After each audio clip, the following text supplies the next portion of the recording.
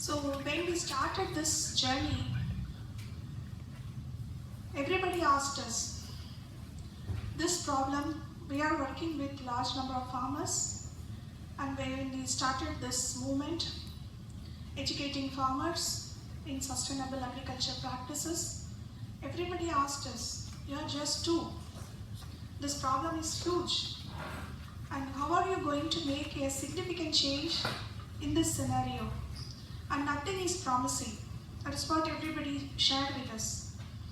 So, usually I share a story with everyone when this question is like this. So, a small girl who lived near a beach, every day she went to the beach and she collected the starfishes thrown away from the ocean by the ferocious waves, and sending them back to the ocean is her commitment. It was not told by anyone, but by intention, by her wish, she continued it. So the villagers and the neighbors who saw her action, they laughed at her and asked her, do you think in this long beach, your activity has any significance? Because every minute and second, millions and millions of starfishes are thrown away from the ocean. So with a small bucket and with your small effort, how many starfishes can benefit in this long beach? What is the impact of your action? Is there any significance? She replied in this way, I don't know that my action has any significance in this long beach, but the small starfish which I touched, definitely it has significance in its life. Now it gets its life back. So that is what I want to share with every one of you. The problems may be huge. Your contribution or your involvement may be very, very little. Many of them are thinking that how my contribution is going to make a significant change. It is not the number, or it is not the hours, or it is not anything else, but the intention and the commitment, whatever small it may be. It is very, very important for the people at the grassroots level, because it is not that they are expecting many things from outside, but even a very small change, a small information, that is very important for them at that juncture of their lifetime or journey. So before I took you to Inspire story, let me share a few words about our story, my own story. When I was young, at the age of 6 months, my parents lived in a village, rural area. My father was a headmaster in a rural school, so we stayed there. At the time, I was affected by polio. So my right leg completely collapsed. After several years of treatment, now 20% performance in the right leg, and the left leg 70% performance. So with that one leg only I am managing. And so you might have studied about the writing of Stephen Leacock, Advantages of Having One Leg. It's a comedy thing. One time Stephen Leacock broken his leg. How it is useful for him that he write in a humoristic way. But I am also very much blessed because of this polio. Otherwise, I don't know what will happen to my life, but it was a blessing, I have to say. How? My parents usually, they put me near the window because I couldn't walk. Mobility is not possible, somebody has to take me to some place. So, when the external world is full of busy things, I have no choice to do. So, the birds near the fields, as we lived in the rural area, they took pity on me. And every time they came near me with new things. One time a seed, one time another insect, one time building material, like that. So they introduced me to different partners of nature, and my days are blessed with being associating with nature. So that was a great blessing on this young age. And also my father, being the headmaster, he taught me how to read and write at the age of 2.5 years, because other things I couldn't do. So I started reading a lot of books. That is the only choice. So before I go to school, I completed 500 plus books. Many of them are science and related to things, children literature. And before I completed 8th grade, our class house has a library of 10,000 books. I completed like that. So lot of information and other things. Actually it happened. So this continued throughout my life. I became a bird watcher in my school days. Until today, it is the fascination, and I am continuing my life. Entire life is blessed with the birds. So I took part in many nature campaigns, environment clubs, and once upon a time I couldn't walk, but after that, in later stage, I was the vice president of the trekking association of my place because of the interest to meet so many birds and other people and the environment. So every week after my school days and college days, I selected this as a profession. So becoming an environmentalist and supporting eco clubs. So 400 eco clubs under our organization. So we took children every week, children and youth, to the mountaineering areas, nature walks.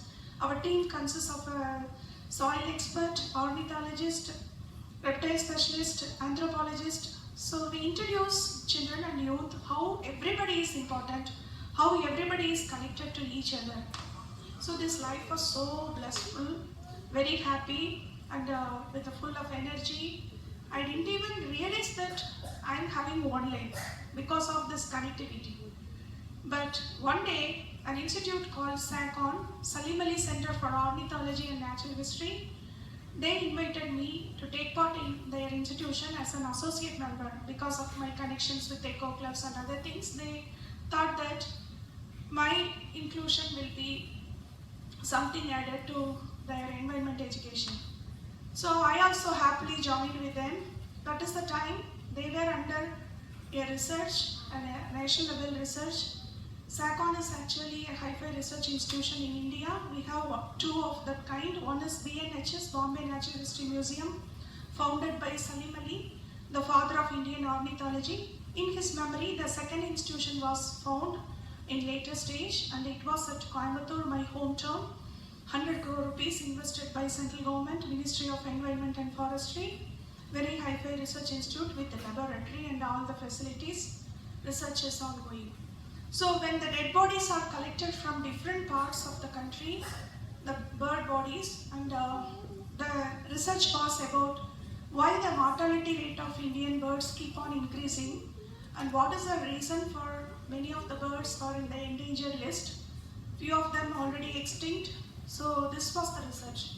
I was so sad on seeing the dead bodies of the birds on the table. Because if one bird is removed from the environment, it will immediately affect the other 40 species.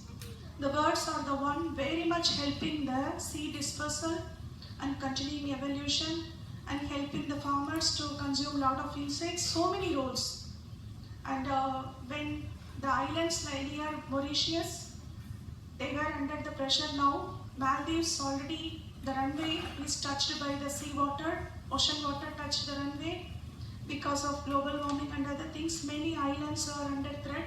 Pacific Ocean, 2 months back, one island completely went into the ocean. So like that, so many things now.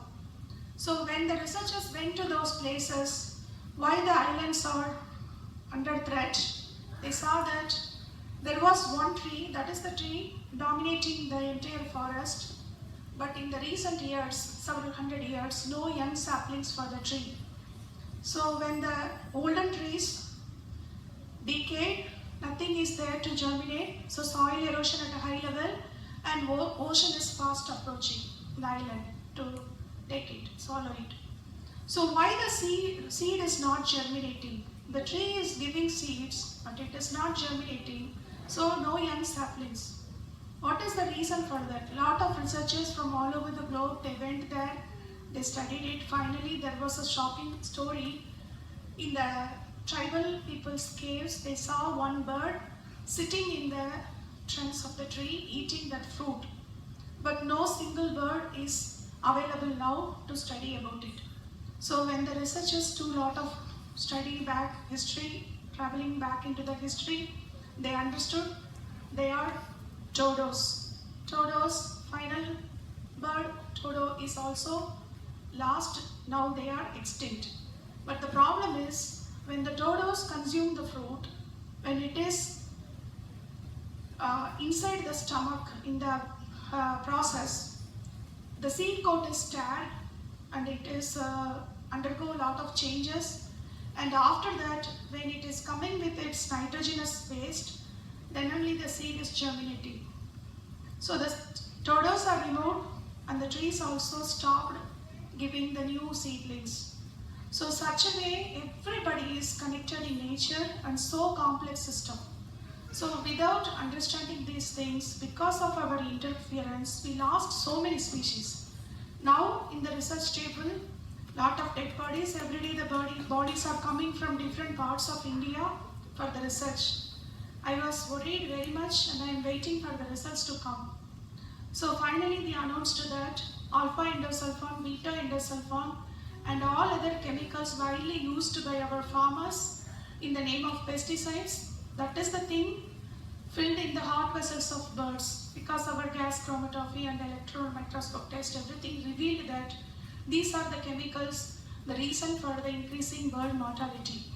You know, the insect which is affecting the crop is immediately taken away by 1 ppm of poison thrown on it. So 1 ppm means 1 parts per million. So very small dose. It is enough to kill one insect. But most of our birds are insectivores, not fruitivores. They are not depending on fruits very much. Fruits are not available for the entire season, entire year. So most of them are insectivores. When they take more and more insects, 10 or 15 insects as a part of their ration, the dose increases in this metabolic system. So this is called bioaccumulation.